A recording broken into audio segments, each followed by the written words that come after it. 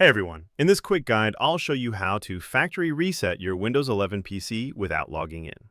Perfect if you forgot your password or just want a fresh start. Before we begin, don't forget to like and subscribe if you find this video helpful. Step 1. Enter recovery mode. When you see this screen, just tap the spacebar or click to get to the Windows 11 login screen.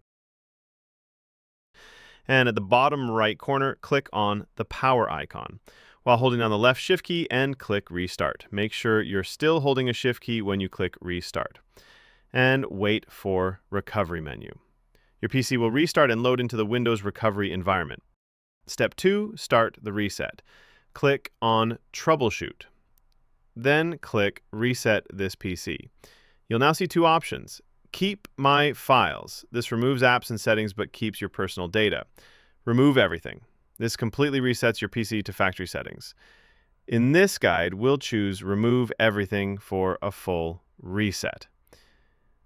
Now you'll be asked how you want to reinstall Windows. Cloud download downloads a fresh copy of Windows from Microsoft. Local reinstall uses the files already on your device. I recommend local reinstall if your internet is slow. Final step, choose data removal type. Now decide how securely you want to erase data.